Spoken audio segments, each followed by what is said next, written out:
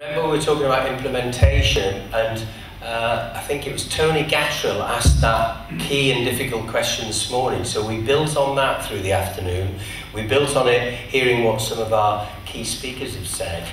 And Raj admits he won't have got this fully right, but we've tried to put it all together on one slide, some of the key bits. So what we want to do is test out now. I wonder if we can have that single slide on. Raj, do you want to take us through this, just to sort of, so we're not expecting we got this right, but it's some of the key things that we thought were really important, but argue with him. Say what you want to get there.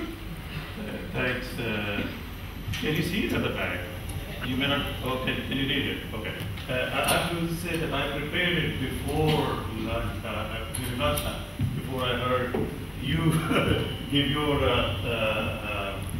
assessment of what you've discovered so far in terms of the innovation review. So there is actually a good fit, but just to show you that I prepared it before. I don't want to steal some of your thunder.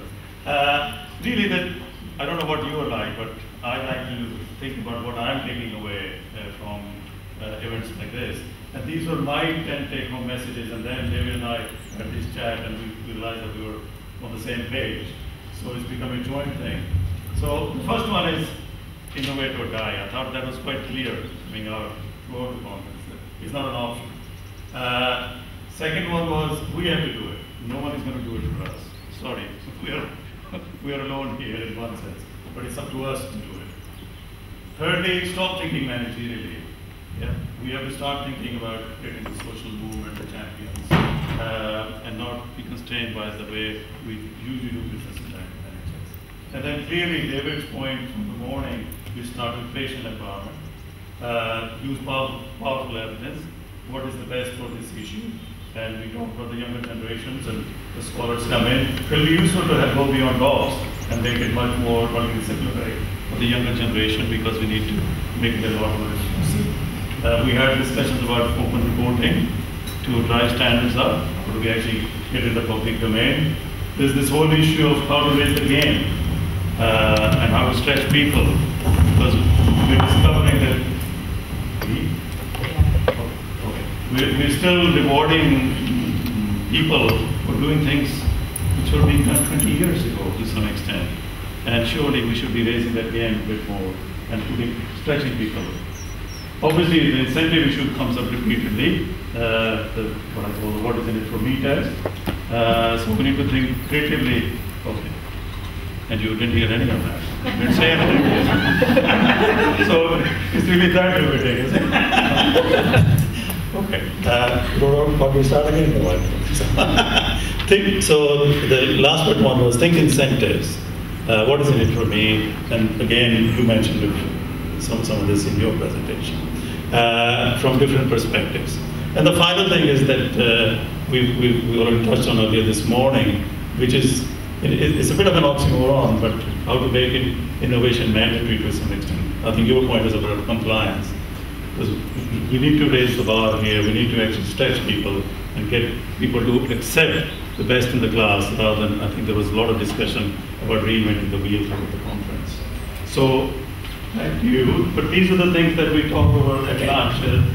And I think just probably the easiest way to handle this now, what I'd like to do is get some views from our younger colleagues here. We said we'd do this. So, and then throw this open. Have we got this right? Or do you want to add or subtract from that list? I think, so my name's Paul Sutton, I'm a surgical registrar, one of the scholars at the conference. I think that represents a very good sort of set of take-home messages. I think for me there's probably only two words that are missing for that. One would be collaboration. I think that's a key theme that's probably been mentioned in absolutely every keynote speaker's touched on that in one guise or another. And also informatics. And sort of driving technology in the way that this is going to be incorporated and help shaping healthcare for the future. Excellent. Hi, I'm Claire Thomas. I'm a GP registrar in Mersey. For me, I kind of had it broken down into three sort of areas that we need to focus on. One is the increase in the development of the individual in their personal professional development. So that's the engagement with frontline staff, involving champions, as you said there. But also making this kind of activity and innovation accessible and present for many staff, which I think is still something that doesn't exist in their arena for them. And that's something that's come up a lot today. The second thing is system performance. There's been lots of talk about how we can improve the systems, make them more efficient, less wasteful, use health informatics. And then the third thing is the patient empowerment concept. And I've seen some fantastic stuff about engaging patients, engaging patient families, getting relatives on the wards, getting patients out in the communities, educating and linking into the communities, self-monitoring, monitoring, all those kind of elements. So for me, it's those three things: the individual, the system, and the patient. Excellent. We've also just mentioned some of the texts and things, so we have been listening to these, and I was surprised. Well, I shouldn't be surprised. I got an angry text, and what this just shows to me, it's not an angry text. It's what we saw in several of the events. This is about passion. So your objection was stop trying to systematise innovation, and I think that's me not communicating it well enough, because I was using the word system, but actually it's the suite of methodologies that we would have. And you said we don't need a system, you actually need the nurse, Raj's nurse, who was on the ward, going out spreading that good practice. That's how I would consider that to be part of our system by which, maybe system's not the right word, but our methodologies by which we'll use anything we can to get the innovation out there. And I think the paper that's coming out will help us describe the framework by which we can make the best of this and make sure we get it out. So I don't know if you wish to comment at this point. Great brief from the Department of Health. The only thing I would add to that is openness and transparency, and I think if we have a lot more of that, and if we are more courageous at all levels, that will be quite game changing.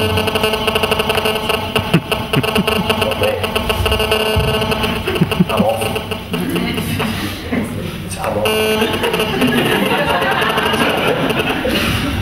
Okay, questions, comments? Please. I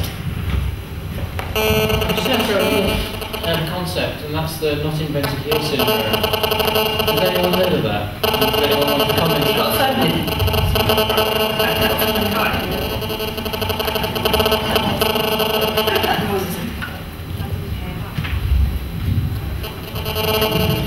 Sorry, it's just that angry.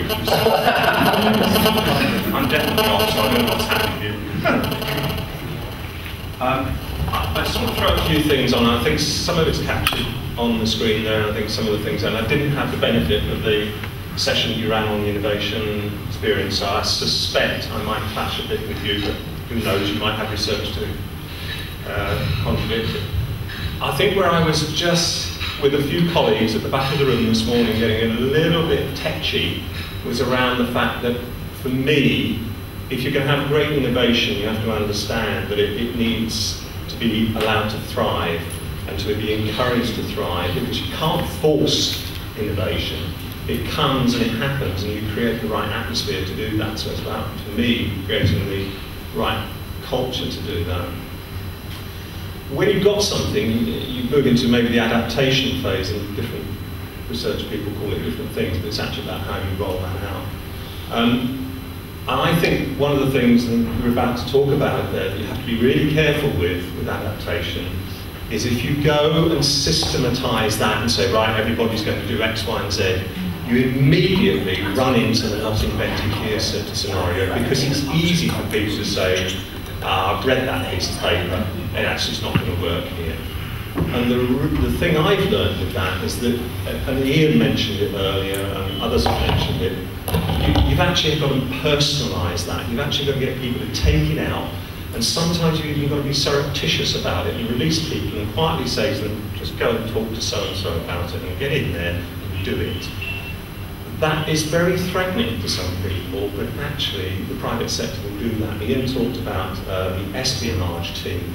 In other places they talk about the rat teams, because rats will infiltrate and go everywhere and they'll run around, and actually they're given the go-ahead by the private sector company to actually just go and do that, because they know that's one of the ways of challenging old behaviours.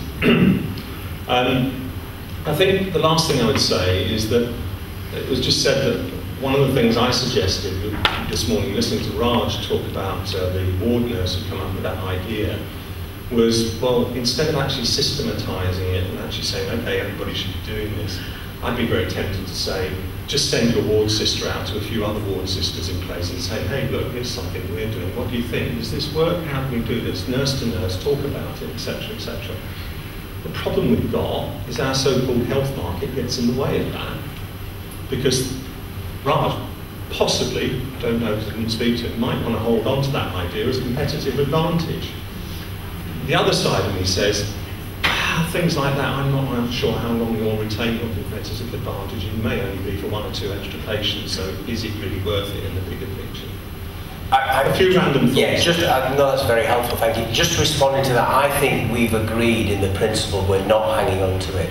When we talked about developing the innovation hub, what's happening here is, because we are so committed to it, patient care is going to overrule that, and we're looking at raising standards. So we collectively, and our organisations, sod it, holding it there. You want to get it out there. If you've got a good idea, why would you not want lots of patients to benefit from the idea? And that's the trick to this, and that's what we're signed up to doing. Gentleman behind Roz and then Roz. I'm Suresh, I'm not Reid Sutton. Thanks very much. I love the program. My main concern is the debate really should be around how do you innovate, how do you continue to make the changes, but also keep the risks down. And I think the problem with innovation comes to risks, and we as a society haven't come to grips with that. The more we are finding risk-averse situations, the more we're going to find it difficult to innovate. And the GMC and the rest has to come to grips with that as well. It isn't just the NHS. So I think the debate has to move forward in that direction before we can innovate further. Anyone want to comment to that? I think it was the point that you raised this morning, Dave, that in part the NHS and the people who work in it have a degree of conservatism within there, which allows them to take those innovations which are risky, and they're not all really risky to our patients. Where there is a real risk to patients, then we do need to be cautious, need to be very cautious.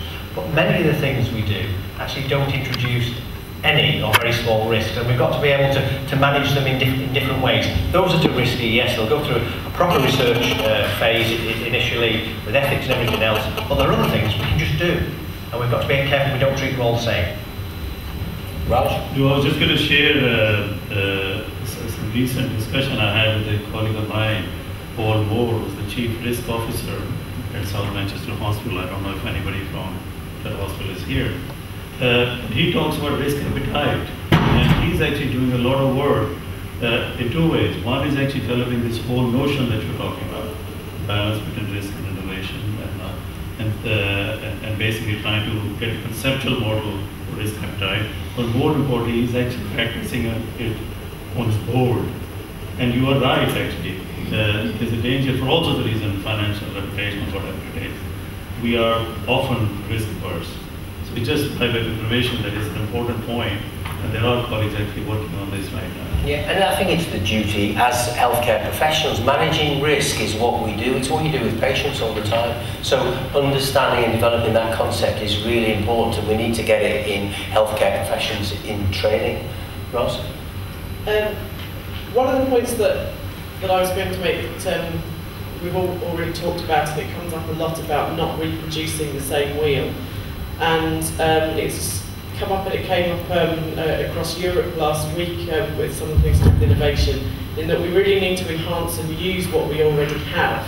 And obviously that's come across in the fact that innovation isn't necessarily about a new flashy gadget, it's about making use of what's already out there.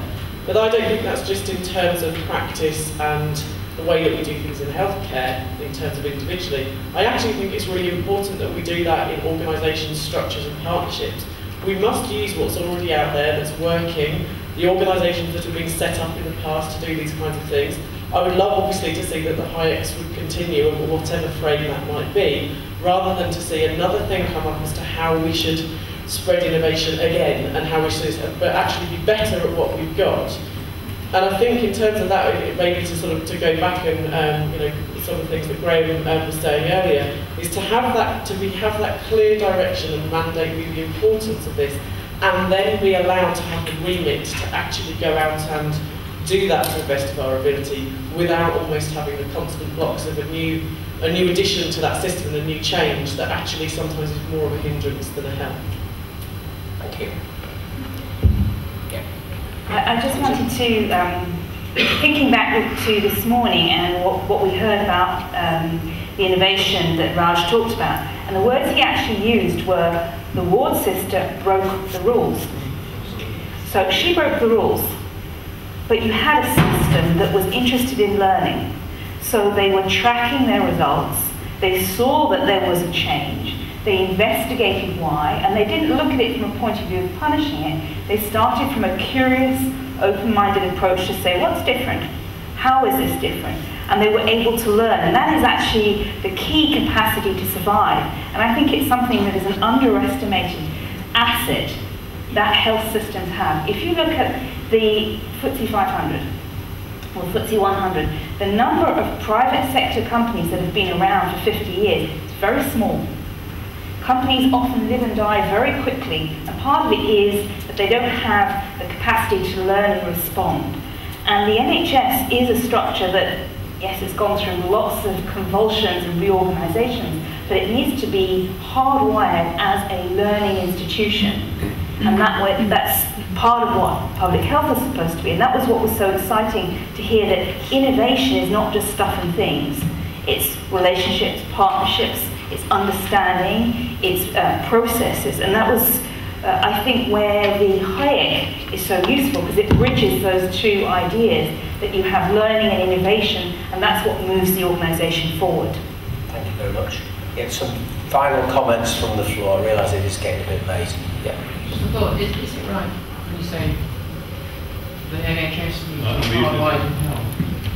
Because actually I'd argue that one of the reasons why we're in the mess is that we've abrogated the responsibility that patients have to look after their health and said, we'll look after it for you. You don't need to worry, just dial 999 and we'll sort you out. And actually I'd like to think that over the next 50, 60 years, we move away from that and start to realise that actually patients and the public Number 4 have got to take over that responsibility. Yeah. We've got to feel comfortable with doing that and say it's your health, it's your well-being, it's your diabetes, but we will come and support you when you need to be safety netted. But actually we want you to be flying out. We don't want you to be stuck inside GP surgeries and hospital beds and outpatients and things. We want you to be out there being productive. Okay. You got another comment? Yeah. Sorry. It's just simple. I can't resist actually picking up your comment about learning. That is... We'll get another mic.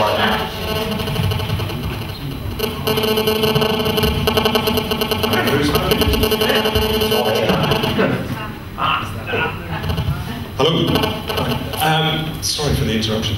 I can't resist picking up your point about learning, because for me, the takeaway here again, and it may sound trite, it's about, at the end of the day, leadership in creating the right environment for innovation to survive, thrive, and move forward. And that's about a combination, I believe, of managerial leadership working with clinical leadership to create that area you want to work together. And I might suggest we may want to look at the 10 messages, see if we've captured that one. And I think you'd want that to be one of the responsibilities of the new LECPs, you know, as they form. So we will make sure we try and get that in, the concept of leadership on a multi-professional basis and making it easier for the innovation. It's not me. Don't feel guilty, because that's not my first. It's not. Tom.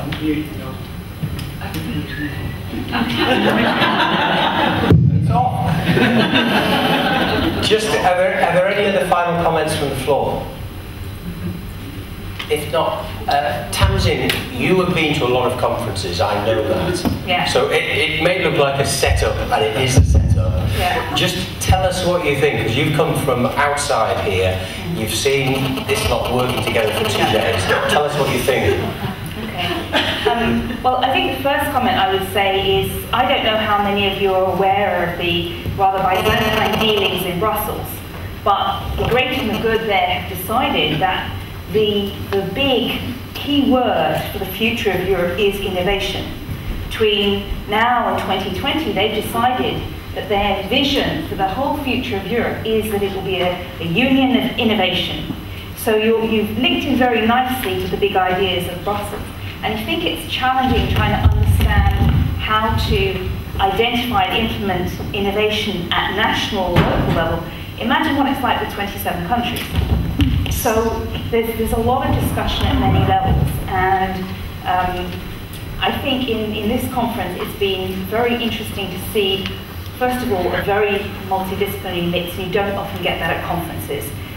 Everything from patient advocates, local campaigners, right the way through to commissioners and people responsible at high level of policy, all sharing and discussing. And that open flow of information and ideas is critical to thinking the way forward. And that's not very common at conferences. What you tend to find is birds of a feather flock together. So the policy wonks sit and discuss their recommendations and their targets. The clinical groups sit and decide that the managers know nothing and it really should be around usually their disease area. I see a lot of disease-specific groups. So I've been at conferences, which is very disappointing, that you have people saying, my disease kills more people than yours. But if you think about morbidity, it's my disease that's more important. And there's a fighting over a small pot of money. It's this viewpoint that we have to really fight our corner, and that's the only way that we'll function. And that's a very reductionist view, but it's very common. And the other key challenge that I've come across, which is where I think over the next few years, your challenges will be really relevant to colleagues in Europe. When I talk to people in Hungary or in Latvia, they've had a 30% cut in their health budgets in the last 2 years. 30%. I was talking to someone from one country and she said, we used to have a problem where we had big vacancies in our public health system. That doesn't exist anymore because we don't have a public health system, it was just cut. So there are many other people facing exactly the kinds of challenges that you're going to have to deal with who would be interested in having this kind of conversation and sharing ideas. And at the meeting I was at last week, it was even more dramatic because they were sharing experiences from the countries of the former Soviet Union, where in the early 90s, they were suffering cuts of up to 75%. And that is catastrophic destruction of their healthcare systems. And 10 to 15 years later, they've had to rebuild and create a system that was leaner, meaner, and more effective. There's big gaps, big inequalities, but there's a lot of people who want to share some of these challenges and share their learning. And I hope that the kind of openness that I've seen and real passion and commitment to finding solutions is something that you will link up with your colleagues in Europe. And it is really exciting for me, working usually with the campaign groups, that innovation is not just being seen as new patterns and new products and services that companies can deliver. You put innovation at the heart of the way communities operate, how they value their structures and their relationships, and building on that. And that's a really very positive thing for me to see in your conference.